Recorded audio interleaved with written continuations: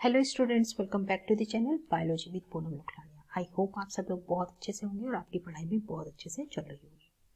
तो fungal diseases की series में अभी तक हम सारी फंगल डिजीजेस को कर चुके हैं जो कि हमारे सिलेबस में दी हुई है। वो सारी डिजीजेस जो कि हमारी यूनिवर्सिटी एग्जाम के पॉइंट ऑफ व्यू से इम्पोर्टेंट है, कॉम्पिटिटिव एग्जाम के पॉइंट ऑफ व्यू से इम्पोर्टेंट है और एंट्रेंस एग्जाम में भी उन डिजीजेस को पूछा जाता है।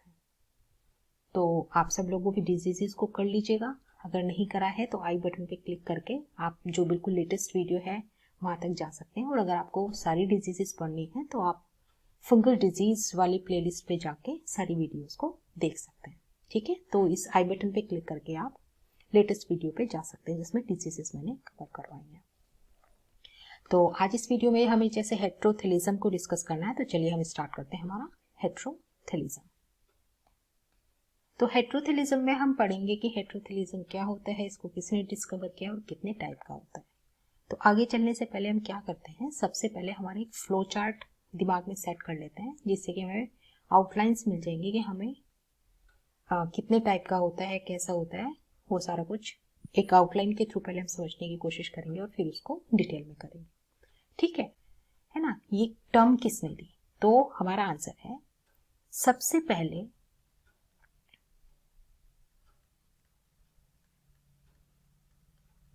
ब्लैक्सली ने 1904 में ये टर्म दी हेट्रोथेलिज्म।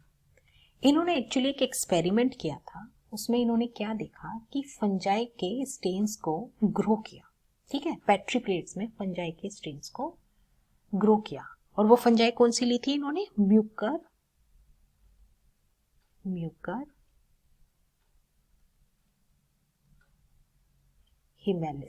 म्यूकर हिमेलिस के ऊपर इन्होंने एक्सपेरिमेंट किया था ब्लैक्सली ने 1904 में। तो इन्होंने क्या किया था कि पेट्री प्लेट में फंजाई के स्ट्रेन्स को ग्रो किया। ठीक है, एक में उन्होंने एक स्ट्रेन ए लिया, एक में इन्होंने बी लिया और एक पेट्री प्लेट में इन्होंने क्या किया, इसके दो स्ट्रेन को एक हाफ में ए ग्रो कर दिया और हाफ में बी ग्रो कर दिया। तो इन्होंने क्या देखा कि जब ग्रोथ हो गई तो ग्रोथ के बाद क्या देखा कि ए जो पेट्री प्लेट है उसमें सिर्फ माइसीलिया है, जो बी है उसमें भी सिंपल माइसीलिया है। लेकिन ये जो पेट्री प्लेट है जिसमें ए और बी दो स्टेन्स हैं, है ना, दो तरीके के माइसीलिया है, जो मिडिल ये लाइन है हमारी, ये वाली जो मिडिल लाइन है, यहाँ पर उन्होंने देखा कि यहाँ पर जाइगोस्पोर्स थे। क्या थे, जाइगोस्पोर्स। और जाइगोस्पोर्स कब बने थे, जब दो जेनेटिकली डिफरेंट माइसीलिया फ्यूज किए थे। तो जब दो जेनेटिकली डिफरेंट माइसीलिया फ्यूज करके जाइगोस्पोर्स बनाते हैं, इस तरीके का जो मैकेनिज्म जिन फंजाई में पाया जाता है उनको हेट्रोथेलिक और इस मैकेनिज्म को हेट्रोथेलिज्म कहा जाता है। ठीक है, तो ये टर्म क्या है, हेट्रोथेलिज्म है। डिफरेंट माइसीलिया फ्यूज करके जाइगोस्पोर बनाते हैं। इस टर्म को सबसे पहले किसने दिया, इस टर्म को सबसे पहले ब्लैक्सली ने 1904 में दिया। इन्होंने किस फंजाई के ऊपर, किस फंगस के ऊपर अपना एक्सपेरिमेंट किया था, म्यूकर हिमेलिस के अंदर।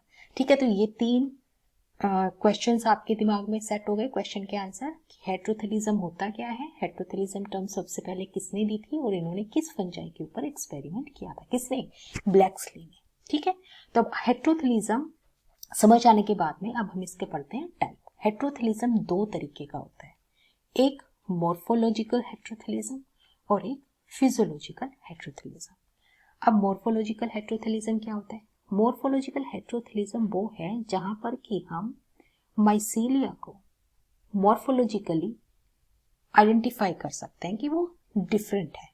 ठीक है, जैसे कि हमने कुछ जगहों पे पढ़ा है कि जो स्पोर्स होते हैं उसमें जैसे कुछ फंजाई उनके अंदर जो फीमेल स्पोर्स हैं वो कैसे हैं, वो बड़े हैं, और जो मेल स्पोर्स हैं वो कैसे हैं, छोटे हैं। तो हम इनको देख करके बता सकते हैं कि भाई ये स्पीसीज है, यहाँ पे मॉर्फोलॉजिकली डिफरेंट है, क्या बोलते हैं, मॉर्फोलॉजिकल हेट्रोथेलिज्म। अब सेकंड टाइप का हेट्रोथेलिज्म क्या है, फिजियोलॉजिकल हेट्रोथेलिज्म। तो फिजियोलॉजिकल हेट्रोथेलिज्म वो होता है जहां पर कि मॉर्फोलॉजिकली तो सिमिलर होते हैं स्पोर्स, है ना, माइसीलिया जो होते हैं वो मॉर्फोलॉजिकली तो सिमिलर होते हैं, लेकिन जेनेटिकली वो कैसे होते हैं, वेरी करते हैं। फिजियोलॉजिकली वो कैसे होते हैं, सिमिलर नहीं होते। तो इस तरीके की हेट्रोथिलिज्म को हम बोलते हैं फिजियोलॉजिकल हेट्रोथिलिज्म। अब फिजियोलॉजिकल हेट्रोथिलिज्म फर्दर दो में डिवाइड होती है। पहली को हम बोलते हैं टू एलील हेट्रोथिलिज्म और दूसरी को हम बोलते हैं मल्टीपल एलील हेट्रोथिलिज्म। जैसे कि आप नाम से भी अंदाजा लगा सकते हैं कि यहाँ पर जो हेट्रोथिलिज्म है उसको कौन कंट्रोल कर रहा है, टू एलील्स, ठीक है। और मल्टीपल एलील हेट्रोथिलिज्म में क्या है कि यहाँ पर जो हेट्रोथिलिज्म को कंट्रोल कर रहा है वो कौन कर रहा है, दो से ज्यादा एलील्स। तो जब हेट्रोथिलिज्म को दो एलील कंट्रोल करते हैं उसको हम बोलते हैं टू एलील हेट्रोथिलिज्म, और जब हेट्रोथिलिज्म को दो से ज्यादा एलील्स कंट्रोल करते हैं उसको हम बोलते हैं मल्टीपल हेट्रोथिलिज्म, ठीक है। अब टू एलील हेट्रोथिलिज्म तो हमारा आराम से हो गया। अब जो मल्टीपल एलील हेट्रोथिलिज्म है ये फर्दर तीन में डिवाइडेड होता है, ठीक है। ये फर्दर तीन में डिवाइड होता है, कौन से में, first bipolar multiple allele heterothallism, second tetrapolar multiple allele heterothallism, और तीसरा ऑक्टापोलर मल्टीपल एलील हेट्रोथिलिज्म, ठीक है। तो मल्टीपल एलील हेट्रोथिलिज्म कितने टाइप का है, तीन टाइप का। पहला bipolar multiple allele heterothallism, tetrapolar multiple allele heterothallism, और तीसरा ऑक्टापोलर मल्टीपल एलील हेट्रोथिलिज्म। तो ये हमारा हेट्रोथिलिज्म का फ्लो चार्ट। इस स्लाइड पे मैंने जो समझाया उसको मैं एक बार फिर से आपको रिवाइज करा देती हूँ कि हेट्रोथिलिज्म को सबसे पहले ब्लैक्सली ने 1904 में टर्म दिया, ठीक है। हेट्रोथिलिज्म टर्म ब्लैक्सली ने 1904 में दी। इन्होंने अपना एक एक्सपेरिमेंट किया था म्यूकर हिमेलिस के ऊपर, जिसमें इन्होंने क्या पाया कि अगर दो माइसीलिया को अलग अलग ग्रो किया तो वहां पे कोई जाइगोस्पोर नहीं थे, लेकिन अगर उन्हीं दो स्पीसीज को अगर उन दो अलग अलग माइसीलिया को एक पेट्री प्लेट में ग्रो किया तो वहां पर जाइगोस्पोर्स बन रहे थे, है ना। तो ऐसे स्पीसीज जिनमें जाइगोस्पोर बन रहे थे उसको उन्होंने कहा हेट्रोथेलिक स्पीसीज, और इस प्रोसेस को उन्होंने हेट्रोथेलिज्म कहा। हेट्रोथेलिज्म कितने टाइप का, दो टाइप का, morphological heterothallism, physiological heterothallism. Morphological heterothallism में हम क्या करते हैं, माइसीलिया को मॉर्फोलॉजिकली आइडेंटिफाई कर सकते हैं। जो फिजियोलॉजिकल हेट्रोथेलिज्म होता है उसमें मॉर्फोलॉजिकली तो माइसीलिया सिमिलर दिखाई देता है, सेम सा दिखाई देता है, लेकिन फिजियोलॉजिकली वो वेरी करता है, ठीक है। अब फिजियोलॉजिकल हेट्रोथेलिज्म भी दो में डिवाइड होता है, two allele heterothallism and multiple allele heterothallism. जो टू एलील हेट्रोथेलिज्म होता है वो सिंपल होता है, जिसमें कि हेट्रोथेलिज्म को दो एलील कंट्रोल करते हैं। जो मल्टीपल एलील हेट्रोथेलिज्म होता है उसके अंदर हेट्रोथेलिज्म को कंट्रोल करने के लिए दो से ज्यादा एलील्स होते हैं, ठीक है। अभी जो मल्टीपल एलील हेट्रोथेलिज्म है ये फर्दर तीन में डिवाइडेड होता है। Number one bipolar multiple allele heterothallism, tetrapolar multiple allele heterothallism and octapolar multiple allele heterothallism. तो ये सिंपल सा फ्लो चार्ट हमारा हेट्रोथेलिज्म की पूरी कहानी को कहता है, ठीक है। तो इतना आपको समझ में आ गया, तो चलिए अब हम आगे इसको डिटेल में पढ़ते हैं। सबसे पहले हमारी technical definition of heterothallism. Heterothallism is a condition in which zygospore formation takes place when there is interaction of two genetically different mating type, यानी कि प्लस और minus mycelia arising from asexual spores। जब दो genetically different mycelia से zygospores produce होते हैं उसको हम उस कंडीशन को हम हेट्रोथेलिज्म कहते हैं, ठीक है। अब हेट्रोथेलिज्म कितने टाइप का है, दो टाइप का, morphological heterothallism and physiological heterothallism. Morphological heterothallism में क्या होता है कि जो माइसीलिया है वो मॉर्फोलॉजिकली रिकॉग्नाइजेबल है, मतलब हम मॉर्फोलॉजिकली उसको पहचान सकते हैं, हम उसको देख के बता सकते हैं, ठीक है। जैसे कि मैंने पीछे एग्जाम्पल बताया था कि कुछ फंजाई में जो मेल स्पोर होता है वो छोटा होता है, मेल स्पोर जो होता है वो छोटा होता है और फीमेल स्पोर जो होता है वो बड़ा होता है। तो हम यहाँ पर उसके साइज को देख के उसको मॉर्फोलॉजिकली देखकर हम बता सकते हैं कि मॉर्फोलॉजिकल हेट्रोथेलिक फंजाई है, ठीक है। उसके एग्जाम्पल्स क्या है, मॉर्फोलॉजिकल हेट्रोथेलिज्म जिन जिन फंजाई के अंदर होता है, ये एग्जाम्पल्स को बिल्कुल अच्छे तरीके से लर्न कर लीजिएगा। सबसे पहला एक्लिया एम्बीसेक्सुअलिस, एक्लिया एम्बीसेक्सुअलिस, एक्लिया बाइसेक्सुअलिस, फाइटोप्थोरा पेल्मीरोरा, फाइटोप्थोरा पेल्मीरोरा, पेरिनोस्पोरा पेरिसिटिका, पेरिनोस्पोरा पेरिसिटिका। ये वो एग्जाम्पल्स मैंने लिए हैं जो कि एग्जाम्स में पूछे गए, तो इन एग्जाम्पल को जरूर अच्छे से लर्न कर लीजिएगा, ठीक है। तो मॉर्फोलॉजिकल हेट्रोथेलिज्म के एग्जाम्पल्स क्या है हमारे पास, एक्लिया एम्बीसेक्सुअलिस, एक्लिया बाइसेक्सुअलिस, फाइटोप्थोरा पेल्मीरोरा, पेरिनोस्पोरा पेरासिटिका, ठीक है। अब हम आते हैं फिजियोलॉजिकल हेट्रोथेलिज्म पे। फिजियोलॉजिकल हेट्रोथेलिज्म जो फंजाई शो करते हैं उनके अंदर क्या होता है कि जो माइसीलिया होता है वो मॉर्फोलॉजिकली तो सिमिलर होता है बट फिजियोलॉजिकली वो वेरी करता है, वो डिफरेंट होता है। इसको ये भी फिर फर्दर दो में डिवाइड होता है, 2 एलिल हेट्रोथेलिज्म, ऐसे फंजाई जो कि 2 एलिल हेट्रोथेलिज्म शो करते हैं और ऐसे फंजाई जो कि मल्टीपल एलिल हेट्रोथेलिज्म शो करते हैं। अब ये जो 2 एलिल हेट्रोथेलिज्म शो करते हैं फंजाई, वो कैसे होते हैं या फिर 2 एलिल हेट्रोथेलिज्म कैसा होता है। देखो, ऐसे फंजाई जिनके अंदर हेट्रोथेलिज्म को 2 एलिल कंट्रोल करते हो, 2 एलिल का अगर आप लोगों को ध्यान हो, मेंडलिज्म जब हम पढ़ते हैं तो मेंडल ने क्या बोला था कि किसी भी एक जीन के 2 एलिल्स होते हैं, किसी भी एक जीन के 2 एलिल्स होते हैं। जब किसी भी फंजाई के अंदर उसके माइसीलिया के हेट्रोथेलिज्म को जब 2 एलिल कंट्रोल करते हैं, ठीक है, तो उस तरीके के हेट्रोथेलिज्म को हम क्या कहते हैं, 2 एलिल हेट्रोथेलिज्म।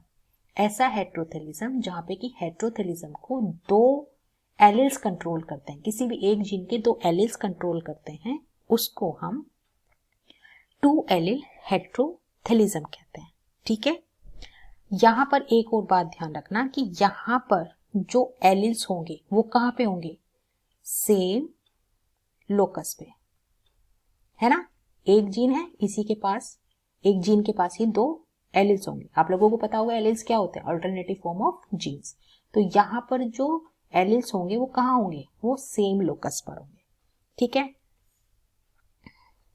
यहां पर जो एलिल्स होंगे वो कहां पे होंगे, सेम लोकस पे होंगे, ठीक है। तो इनके एग्जाम्पल्स क्या हैं, एस्कोबुलस, एस्कोबोलस मैग्निफिकस। एग्जाम्पल क्या है, एस्कोबोलस मैग्निफिकस, पक्सीनिया ग्रेमिनिस, अस्टिलेको कोलकेरी, म्यूकर मुसीडो, न्यूरोस्पोरा सीटोफिला, सीटोफाइल, न्यूरोस्पोरा सीटोफाइल। ये कुछ एग्जाम्पल्स हैं जो कि 2 एलिल हेट्रोथेलिज्म शो करते हैं। और 2 एलिल हेट्रोथेलिज्म क्या होता है, जहां पर कि हेट्रोथेलिज्म किसी भी एक जीन के 2 एलिल्स कंट्रोल करते हैं जो कि सेम लोकस पे होते हैं, सेम लोकस पे होते हैं, ठीक है। आगे बात समझ में, 2 एलिल हेट्रोथेलिज्म क्या होता है। अब आते हैं नेक्स्ट मल्टीपल एलिल हेट्रोथेलिज्म पर, ठीक है। अब आप लोगों को ये तो समझ में आ गया कि 2 एलिल हेट्रोथेलिज्म में किसी भी एक जीन के ऊपर जो 2 एलिल होते हैं वो हेट्रोथेलिज्म को कंट्रोल करते हैं। तो मल्टीपल एलिल हेट्रोथेलिज्म में क्या होगा, सिंपल सी बात है। अब यहां पर जो एलिल्स होंगे वो एक से ज्यादा होंगे, यानी कि यहां पर more than 1 allele will be responsible और विल कंट्रोल हेट्रोथेलिज्म। यहाँ पे हेट्रोथेलिज्म को एक से ज्यादा नहीं, 2 से ज्यादा एलिल्स कंट्रोल करेंगे, ठीक है, 2 से ज्यादा एलिल कंट्रोल करेंगे। अब 2 से ज्यादा एलिल कैसे हो सकते हैं, जब हमने मेंडलिज्म पढ़ा है तो हमको पता है कि किसी भी एक जीन के पास केवल 2 ही एलिल होता है। अब यहाँ पर 2 से ज्यादा एलिल कंट्रोल कर रहे हैं, दैट मीन्स यहाँ पर एक से ज्यादा जीन रिस्पॉन्सिबल है ना। तो अब एक से ज्यादा जीन रिस्पॉन्सिबल है तो फिर जो एलिल्स होंगे वो सेम लोकस पे होंगे, नहीं, वो सेम लोकस पे नहीं होंगे।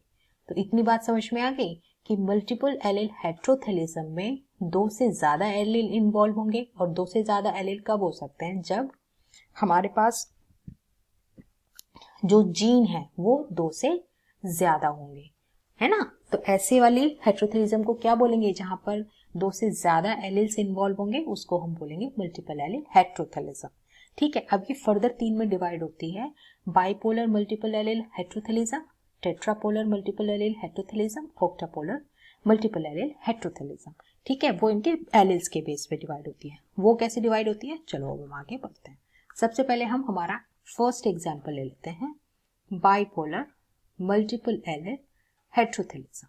ठीक है, देखो बाइपोलर मल्टीपल एलिल हेटेरोथेलिज्म में क्या होता है, जीन जो इन्वॉल्व होते हैं, है ना, उसके अंदर एलिल्स एक से ज्यादा होते हैं।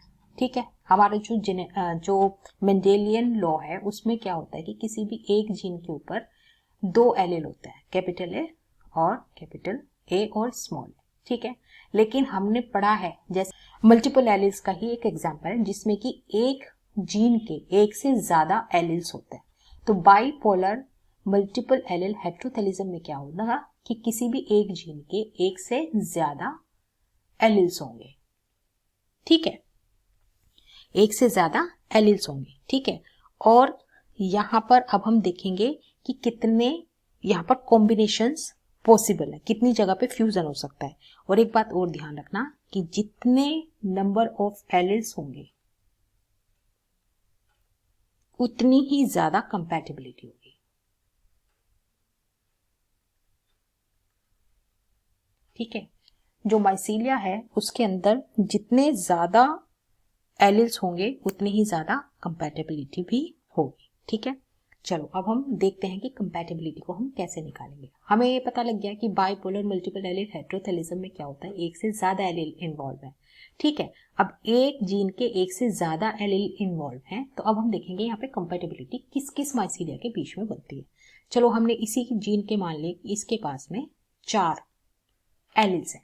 ठीक है, तो अब हम क्रॉस कराते हैं, A1 A2 A3 A4। ठीक है, A1 A2 A3 A4। हम कौन सा एग्जाम्पल पढ़ रहे हैं, फिजियोलॉजिकल हेटेरोथेलिज्म। फिजियोलॉजिकल हेटेरोथेलिज्म में क्या था कि जेनेटिकली डिफरेंट होंगे। ठीक है, यहां पर ध्यान रखना जो सेम एलिल्स होंगे वो फ्यूज नहीं करेंगे। क्या, same alleles will not fuse. ठीक है, तो यहां पर फ्यूजन नहीं होगा। तो अब ये A1 A1 है तो फ्यूजन नहीं होगा, A1 A2 फ्यूजन होगा, यानी कि कंपैटिबल है ये यहाँ पे ये। ठीक है, A1 A3 यहाँ पे भी कंपैटिबिलिटी शो करेगा, A1 A4 कंपैटिबिलिटी शो करेगा, A1 A2 कंपैटिबिलिटी शो करेगा, A2 A2 same alleles compatibility नहीं शो करेंगे, तो यहाँ पे क्या हो जाएगा, no fusion. A2 A3 compatibility show करेगा, A2 A4 कंपैटिबिलिटी शो करेगा। ठीक है, अब A3 पे आते हैं, A1 A3 कंपैटिबिलिटी शो करेगा, A2 A3 कंपैटिबिलिटी शो करेगा, A3 A3 सेम हो गए, कंपैटिबिलिटी नहीं शो करेगा, A3 A4 कंपैटिबिलिटी शो करेगा। अब A4 A1 A4 कंपैटिबिलिटी नहीं शो करेगा, नो नो नो करेगा करेगा, I am sorry, compatibility show करेगा, A4 A2 कंपैटिबिलिटी शो करेगा, A3 A4 कंपैटिबिलिटी शो करेगा, A4 A4 कंपैटिबिलिटी नहीं शो करेगा। तो यहां पर हमारे पास 14 क्रॉसेस हुए और उसमें से कितने में फ्यूजन हुआ और कितने में नहीं हुआ वो देखते हैं। 1 2 3 4। ठीक है, 1 2 3 4, ये 4 क्या है, जहां पे कि फ्यूजन नहीं हुआ, नो फ्यूजन। ठीक है, और ये बचे हुए जो हैं 12, है ना, 12 में कितना, 12 में क्या हो गया, फ्यूजन हो गया। ठीक है, तो यहां पर जितने ज्यादा एलिल्स उतनी ज्यादा कंपैटिबिलिटी। तो इसी को हम कहते हैं बाइपोलर मल्टीपल एलिल हेटेरोथेलिज्म। और बाइपोलर मल्टीपल एलिल हेटेरोथेलिज्म जो होती है वो बेसिडियोमाइसिटीज के मेंबर्स में पाई जाती है, बेसिडियोमाइसिटीज के मेंबर में पाई जाती है, एक्सेप्ट, ये पॉइंट याद करने वाला है, except rust and smut. Rust और स्मट को छोड़ करके बेसिडियोमाइसीटीज के जितने भी मेंबर हैं उनके अंदर जो हेट्रोथैलिज्म है that is of bipolar multiple allele heterothallism. तो बाइपोलर मल्टीपल एलिल हेट्रोथैलिज्म के पॉइंट समझ में आ गए। आपको ज्यादा कुछ नहीं करना, सिर्फ इतना ध्यान रखना है कि जो एक जीन है उसके जो भी एक जीन है उसके एक से ज्यादा एलिल्स हैं, नंबर 1। 2, जितने ज्यादा एलिल होंगे उतनी ज्यादा कंपैटिबिलिटी होगी। नंबर 3, सेम एलिल्स फ्यूज नहीं करेंगे, ठीक है, सेम एलिल्स फ्यूज नहीं करेंगे। चौथी, ये थर्ड बात होगी हमारी, चौथी, बाइपोलर मल्टीपल एलिल हेट्रोथैलिज्म बेसिडियोमाइसीटीज के मेंबर शो करते हैं एक्सेप्ट रस्ट एंड स्मट, ठीक है। अगर आपका एग्जाम में क्वेश्चन आ जाता है किसी भी रस्ट फंजाई का नाम लेके कि ये bipolar multiple allele heterothallism show करती है, तो आपका आंसर होगा नहीं। क्यों? क्योंकि बेसिडियोमाइसीटीज की मेंबर है, लेकिन रस्ट और स्मट जो होते हैं वो बाइपोलर मल्टीपल एलिल हेट्रोथैलिज्म नहीं शो करते हैं। तो आई होप इसके जो 4 पॉइंट्स बताए वो आपको समझ में आ गए होंगे और इसके बेसिस पे आप बड़े आराम से थ्योरी बना के आ सकते हैं, ऐसा मेरा विश्वास है, ठीक है। तो अब हम देखते हैं, अब हमारे को समझ में आ गई बाइपोलर मल्टीपल एलिल हेट्रोथैलिज्म क्या होती है। अब हम पढ़ेंगे टेट्रापोलर मल्टीपल एलिल हेट्रोथैलिज्म। जो ये वाली बात मैंने बताई थी, ये वाली, अब ये वाली यहाँ पे अप्लाई होगी, ठीक है, टेट्रापोलर वाली में। बाइपोलर में तो वही है कि हमारे एक जीन के ऊपर एक से ज्यादा एलिल्स हो गए, मल्टीपल एलिलिज्म वाली, ठीक है। अब टेट्रापोलर में हमारी होगी ये 2 जीन वाली। तो चलिए अब पढ़ते हैं हम सेकेंड टेट्रापोलर मल्टीपल एलिल हेट्रोथैलिज्म। जो टेट्रापोलर मल्टीपल एलिल हेट्रोथैलिज्म होता है इसके अंदर मोर देन 1 जीन इन्वॉल्व होता है, मोर देन 1 जीन इन्वॉल्व होता है। मींस अभी तक हमारे पास सिर्फ एक जीन था, अब यहां पर कितने जीन हैं? अब 2 जीन है, ठीक है।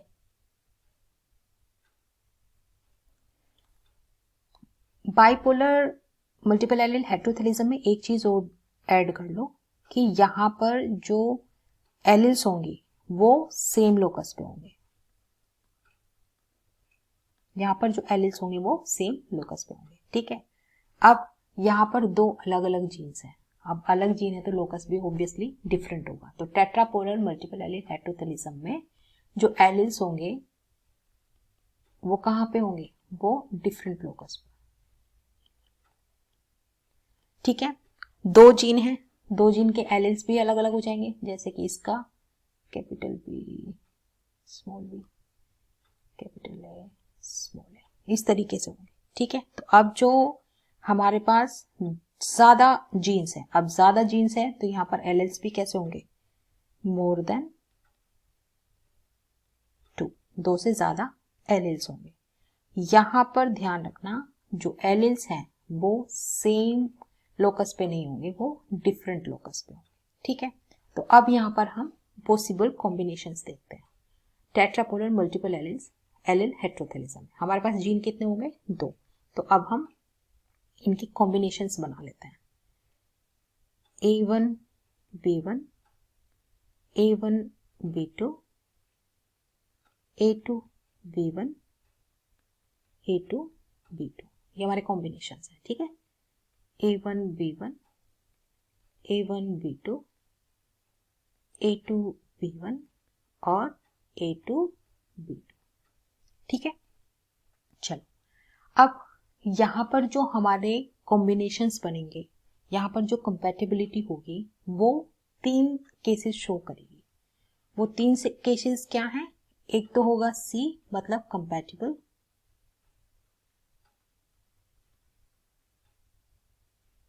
दूसरा होगा NC मतलब नॉट कंपैटिबल, और तीसरा होगा not fully compatible, not fully compatible, ठीक है।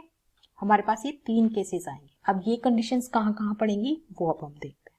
देखो वही जैसे हम पहले पढ़ रहे थे कि जहां पर सेम एलिल्स होंगे वो कंपैटिबिलिटी नहीं शो करेंगे। अब कंपैटिबिलिटी नहीं शो कर रहा है तो यहां पर क्या हो जाएगा? नॉट कंपैटिबल, ठीक है। अब यहाँ पर A1 है, यहाँ पर A1 है, यहाँ पर B2 है, यहाँ पर B1 है, यानी कि ये हाफ जो है इस हाफ को मैच कर रहा है, ये वाला हाफ इस हाफ को मैच कर रहा है, तो यहां पर ये फुल्ली कंपेटिबल नहीं होगा, तो क्या लिखेंगे, नॉट फुल्ली कंपेटिबल। आगे बात समझ में। Third, A1 B1 A2 B1, अब B1 है यहाँ पे B1 है, तो क्या होगा, ये फुल्ली कंपेटिबल नहीं होगा, तो यहां पर क्या हो जाएगा, not fully compatible. A2 B2 A1 B1 ये फुली कंपेटिबल होगा, तो ये हो जाएगा हमारा C, यानी कि कंपेटिबल। आगे बात समझ में। चलो सेकंड में करते हैं। अब A1 B1 है, यहाँ पर A1 है, यहाँ पर A1 है, यानी कि ये फुली कंपेटिबल नहीं होगा, तो यहाँ पे क्या हो जाएगा, नॉट फुल्ली कंपेटिबल। यहाँ पर A1 है, यहाँ पर A1 है, यहाँ पर B2 है, यहाँ पर B2 है, तो यहाँ पे तो कंपेटिबल होगा ही नहीं क्योंकि ये दोनों सेम है। यहाँ पर A1 है, A2 है, B1 है, B2 है, तो यहाँ पे कंपेटिबल होगा।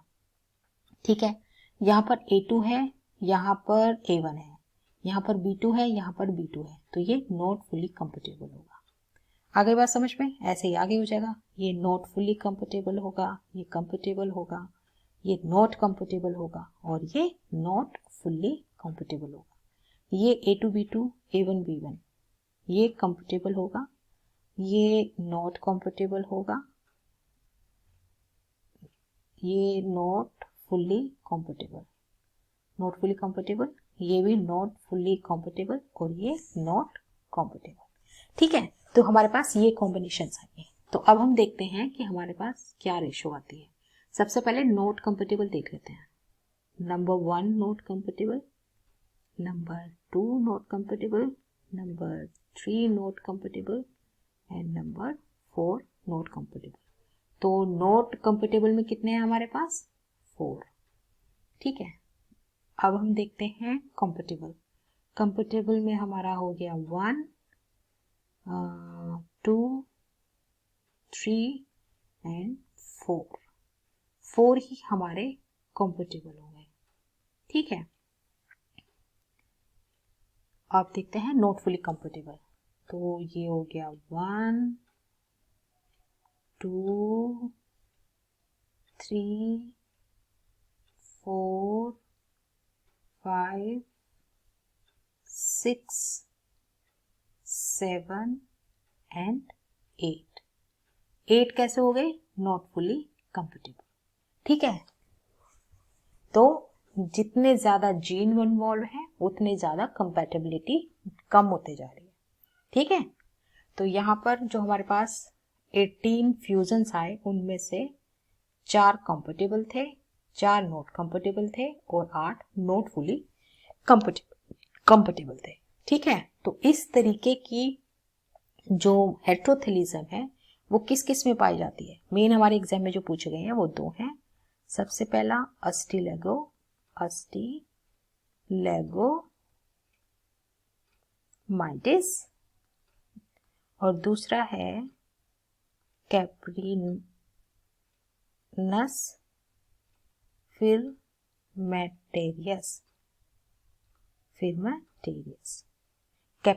फिल्मेटेरियस। ठीक है, तो ये 2 फंजाई हैं जो कि टेट्रापोलर मल्टीपल एलील हेट्रोथेलिज्म शो करते हैं।